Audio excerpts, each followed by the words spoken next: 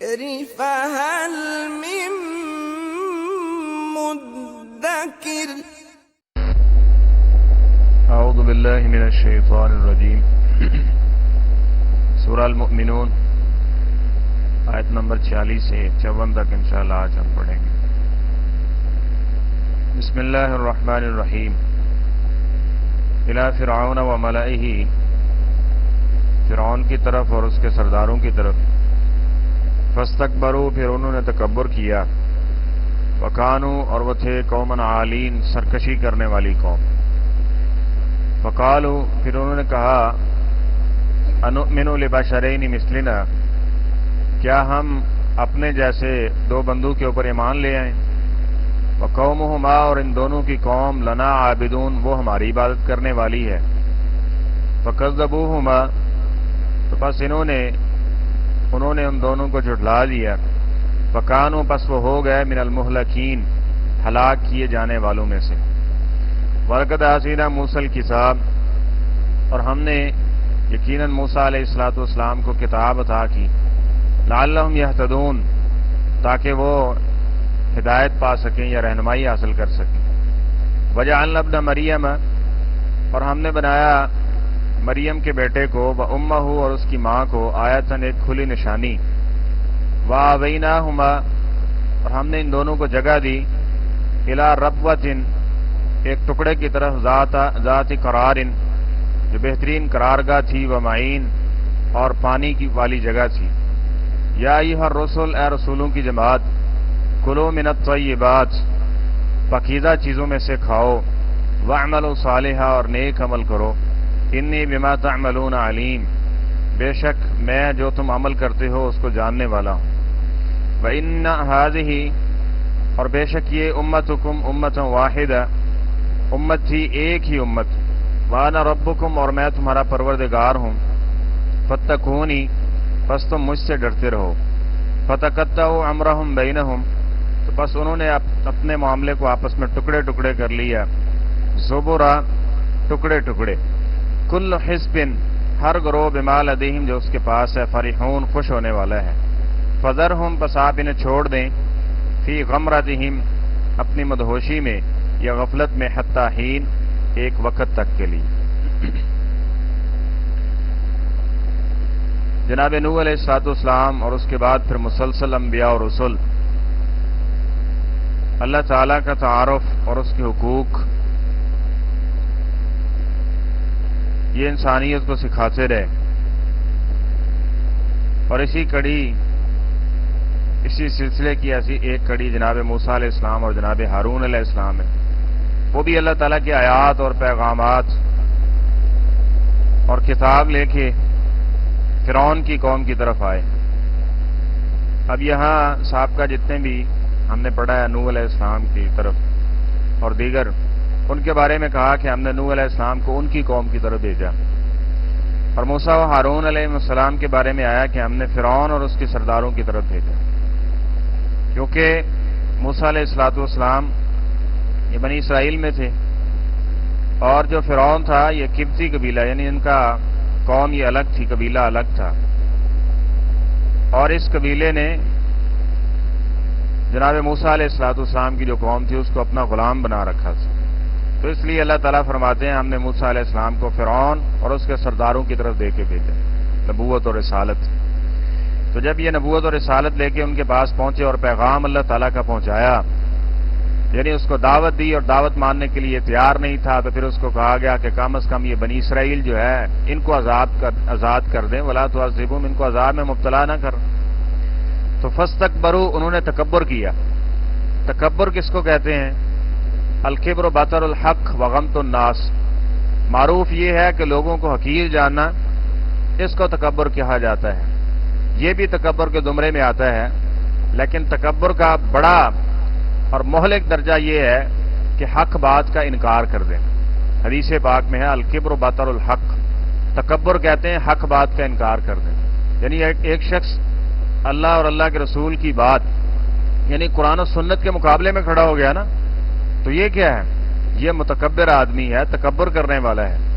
اور انہی کے بارے میں ہے کہ جو شخص یہ ایسا تکبر کرتا ہے، اللہ فرماتے ہیں الکبریا اور ردائی حدیث قدسی ہے، یہ تکبر مجھے ہی جچتا ہے، اور جو اس کو ہاتھ ڈالے گا پھر اس کا ٹھکانہ جہنم ہی ہے۔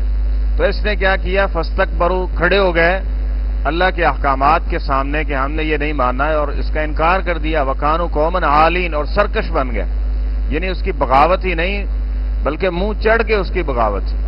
فقالوا انؤمن لبشرین مثلنا، اور کہنے لگے کہ ہم ان دو آدمیوں کی بات مان لیں، حالانکہ وقومہما لنا عابدون، ان کی ساری قوم تو ہماری عبادت کرتی ہے۔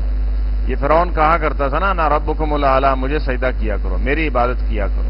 اب وہ تو کچھ دیتا تھا، سجدے کرواتا تھا، اور آج شرک اس طرح ہو رہا ہے کہ لیتے بھی ہیں اور ساتھ میں سجدہ بھی کرواتے ہیں، اور نظریہ یہ دیا ہوا ہے کہ دینے والے یہی ہیں، یعنی ان کا تو کچھ سمجھ آتا نا، وہ کہتا تھا حاذل الانہار تجری من تحتی، یہ سارا نظام تو میرے حکم سے چل رہا ہے، بارشیں میرے حکم سے ہوتی ہیں، نہریں میرے حکم سے چل رہی ہیں، کھیتی باڑی معاملات، ظاہری طور پہ بادشاہ تھا، تو اس اعتبار سے اس نے کہا۔ تو فرمایا فکذبوہما، تو ان دونوں کو فرعون اور اس کے سرداروں نے جھٹلا دیا۔ جب جھٹلایا فکانوا من المہلکین، تو اللہ فرماتے ہیں ہم نے ان کو ہلاک ہونے والوں کی لسٹ میں داخل کر دیا، شامل کر دیا، پھر ہلاک اور برباد ہو گئے۔ تو اس لیے ہلاکت اور بربادی کا جو ایک مین وجہ اور مین سبب ہوتا ہے وہ انبیاء اور رسل کی، یعنی قرآن و سنت کی مخالفت ہے۔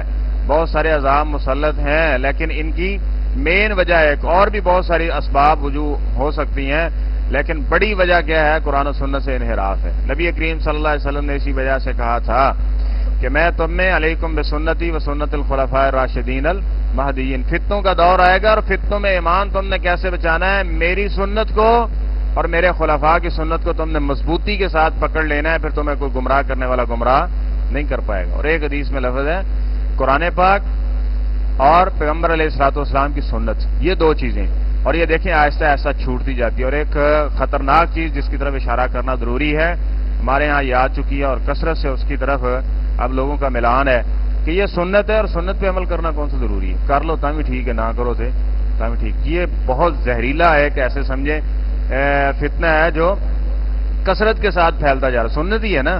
اور اسلام کے احکامات آپ دیکھ لیں گے تو 80-90% احکامات وہ سنتوں پر مبنی ہیں۔ احکامات تو بعض چیزیں ہیں، ٹھیک ہے، باقی تو سارے سنتوں کے ساتھ ترغیب دی گئی ہے نا۔ یہ سنن ہے نبی کریم صلی اللہ علیہ وسلم کا، یہ طریقہ ہے، یہ طریقہ ہے، یہ طریقہ ہے۔ اب اس کو کہ یہ سنت ہے، کر لو تاں بھی ٹھیک ہے، نہ کر لو تاں بھی ٹھیک ہے۔ نبی کریم صلی اللہ علیہ وسلم کے سارا جو آپ کی زندگی کا بسر کرنے کا طریقہ تھا، سب کو ایک سائڈ لائن کر دیا گیا اور اس کو دور کر دیا، کیونکہ یہ ضروری نہیں ہے جی۔ تو نبی کریم صلی اللہ علیہ وسلم نے گمراہی سے بچنے کے لیے کہا تھا میری سنت، اس کو مضبوطی سے تھامے رکھنا۔ اور دیکھ لیں آپ اندازہ بھی کر لیں، جو لوگ جن کے ایسے نظریات بن چکے ہیں وہ احکامات سے بھی دور ہو جاتے ہیں۔ تو اس لیے اس بات کو ذہن نشین رکھیے گا کہ جب اللہ اور اللہ کے رسول کی بات کا انکار کریں گے نا، چاہے اس وقت سب کچھ دنیا کا تمہارے حکم سے ہی کیوں نہ چل رہا ہو، فکانوا من المہلکین، اللہ کا فیصلہ یہ ہے، اور یہ مثال کے طور پہ ذکر کیا اللہ تعالیٰ نے۔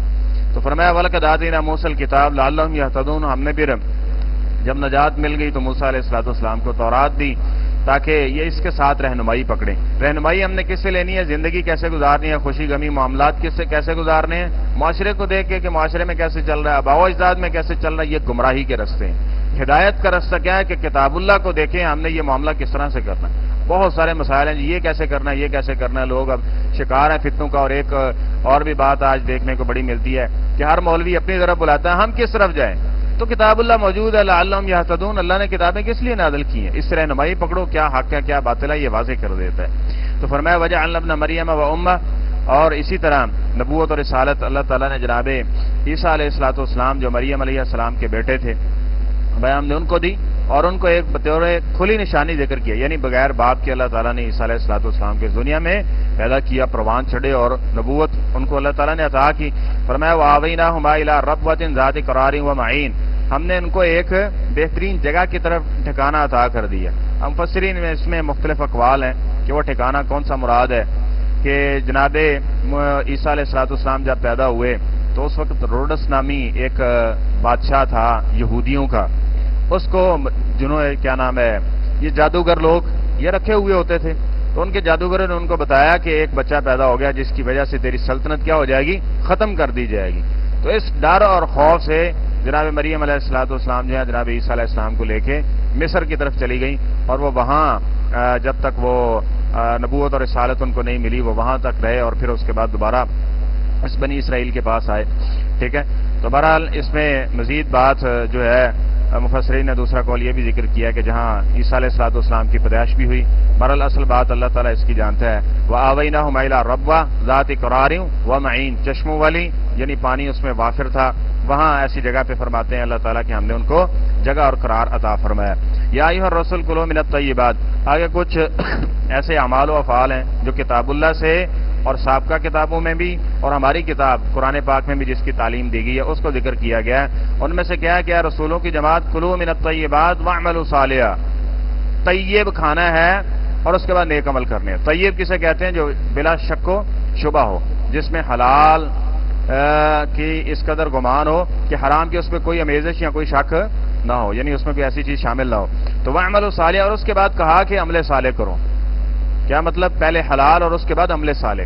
یعنی اگر حلال ہوگا تو انسان کو عمل صالح کرنے کی توفیق بھی ملے گی، اور اگر حرام ہے تو بیت اللہ میں جا کے بھی دعائیں کر رہا ہے تو اللہ تعالیٰ فرماتے ہیں انا یستجاب لذلک، اس کی دعائیں کیسے قبول کریں؟ مطعمہ حرام وملبسہ حرام ومشربہ حرام، کھانا پینا لباس، وغذی بالحرام، اور پروان چڑھایا پرورش پائی ہے اس نے حرام کے اوپر. اب ہم اس کی دعا کیسے قبول کریں؟ یعنی حلال کا اس قدر زیادہ اختیار ہے، تعلق ہے ہماری عبادات کے ساتھ، نیکی کے ساتھ اور اچھائی کے ساتھ. اس لیے کہا کہ اپنے رزق کو پاک کیجیے. وَإِنَّ هَٰذِهِ أُمَّتُكُمْ أُمَّةٌ وَاحِدَةٌ، فرمایا یہ سارے کے سارے ایک ہی امت، یعنی نبی جتنے بھی آئے ہیں سب کے سب کا ایک ہی مقصد تھا. وَأَنَا رَبُّكُمْ فَاتَّقُونَ، اور میں تمہارا، یعنی سب انبیاء نے ایک اللہ کی طرف دعوت دی ہے. فرمایا میں تمہارا پروردگار ہوں لہذا مجھ سے ڈرتے رہیے. فَتَقَطَّعُوا أَمْرَهُمْ بَيْنَهُمْ، تو انہوں نے کیا کیا؟ اپنے معاملوں کو آپس میں ٹکڑے ٹکڑے کر لیا. یعنی بنی اسرائیل کے 72 فرقے بن گئے اور نبی کریم صلی اللہ علیہ وسلم نے فرمایا میری امت کے 73 بنیں گے، کلہم فی النار، جائیں گے دوزخ میں، وہی بچے گا، سارے ہلاک اور برباد ہوں گے سوائے اس کے مان علیہ واصحابی الیوم، جو اس دین کے اوپر قائم ہوگا جس پر میں اور میرے صحابہ آج کھڑے ہوئے. تو اس چیز کا آپ اندازہ لگا لیں تو بہت ساری چیزیں واضح ہو جائیں گی کہ اس دور میں کیا چیز تھی. وہ قرآن و حدیث تھا خالص. لہذا اس کو اپنا لیجئے، یہی ہے جو فرقہ واریت کو ختم کر سکتا ہے، اور یہی ہے جو امت کو اتحاد جیسی عظیم دولت سے مالا مال کر سکتا ہے. اور جب تک یہ نظریہ نہیں بنے گا نا ہم قرآن و سنت پہ اکٹھے ہیں، یعنی صرف قرآن و سنت ہے اس پہ تب تک یہ اتحاد اور یہ ساری چیزیں فضول ہیں. فرمایا کل حزب بما لدیہم فرحون، باقی نیچر فطرت یہ ہے کہ جو جہاں لگا وہ سمجھتا ہے کہ مجھ سے زیادہ اچھا کوئی نہیں، میں ٹھیک باقی سارے غلط. تو اس لیے یہ نظریہ نہیں ہونا چاہیے، بلکہ نظریہ یہ ہونا چاہیے کہ جو قرآن و سنت کے مطابق ہے وہ ٹھیک ہے، جو قرآن و حدیث کے مطابق ہے وہ ٹھیک ہے، اور ہم نے اسی طرح سے بننا ہے. تو ایسے لوگوں کے بارے میں جس کا یہ نظریہ ہے تو یہ ایک مہلک نظریہ ہے جس کے بارے میں اللہ نے مزید دلیل نہیں دی. فرمایا ان سے اعراض کرو اور ان کو مہلت دے دو، ان سے ہم خود نمٹیں گے. فذرہم فی غمرتہم حتی حین، ان کو ان کی غفلت میں ایک وقت تک کے لیے مہلت دے دو. جو کہتا ہے جو جہاں لگا ہے ٹھیک ہے، ہم ٹھیک ہیں باقی سارے غلط ہیں، ایسی نظریات اور سوچ رکھنے والا ہے تو اس کے لیے فرمایا اس کو مہلت دے دو ایک وقت تک کے لیے. تو اس لیے یہ نظریہ، اس سے بچتے ہوئے یہ نظریہ بنانا چاہیے کہ جو قرآن و سنت ہماری جس طرح رہنمائی کرتا جائے گا ہم اسی طرح انشاءاللہ کرتے جائیں گے. تو اسی میں کامیابی ہے. اللہ تعالیٰ اسی نظریے کے اوپر ہمیں زندہ رکھے اور اسی نظریے کے اوپر موت ہو. خاتمہ بالایمان کے ساتھ. صدق اللہ العظیم.